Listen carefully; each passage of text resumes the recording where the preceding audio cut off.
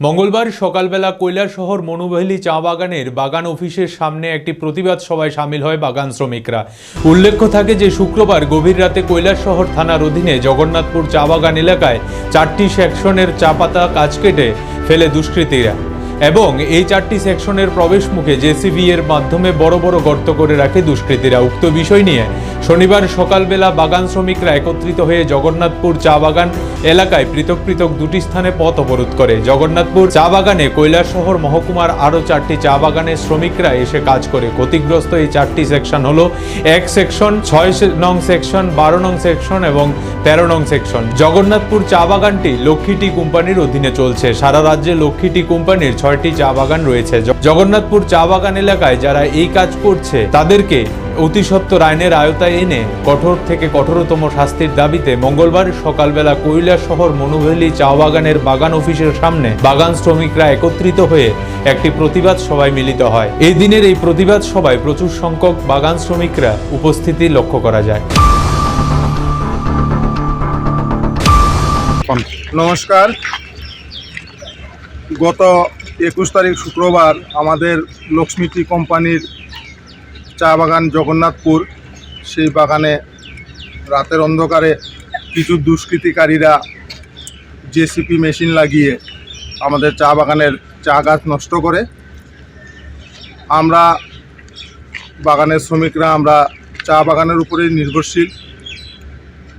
তো আমাদের চা গাছ আমাদের মায়ের মতো। আমার দিদি কিছুক্ষণ আগেও বলেছেন চা গাছ আমাদের মায়ের মতো। এই চা গাছ আমাদের হাজার হাজার লোককে খাবার দেয়।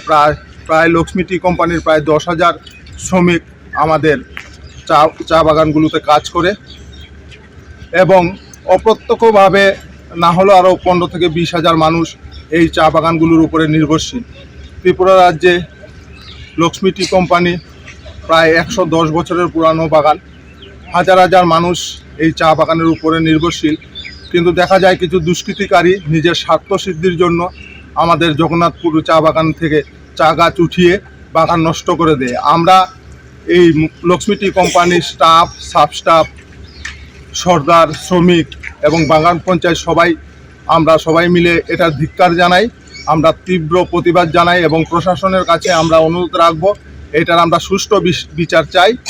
এটার যদি আমরা সুষ্ঠু বিচার না পাই আগামী দিনে আমরা শ্রমিকরা এটা বৃহত্তর আন্দোলন আমরা করব। কারণ আমাদের চা বাগান আমাদের জন্য ভগবানের মতো, চা গাছ আমাদের মায়ের মতো। আমরা এটার তীব্র প্রতিবাদ জানাই। মিডিয়ার পক্ষ থেকে আমরা জানাতে চাই আমাদের চা বাগান যাতে সুন্দর থাকে, সুস্থ থাকে, হাজার হাজার মানুষ যাতে আমাদের এই চা বাগানে খেতে পারে, বাঁচতে পারে এবং যারাই আমাদের চা বাগানের উপরে হাত দেবে, আমাদের চা বাগানের ক্ষতি করবে, আমরা ছেড়ে কথা বলবো না। আমরা শ্রমিকরা আমরা এটার তীব্র আন্দোলন করব। আমরা কোনো রাজনীতিতে যাচ্ছি না।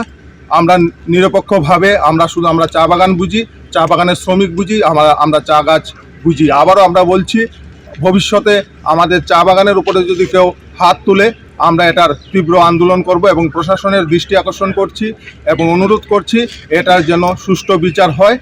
এই বলে আমার কথা শেষ করছি। সবাইকে নমস্কার।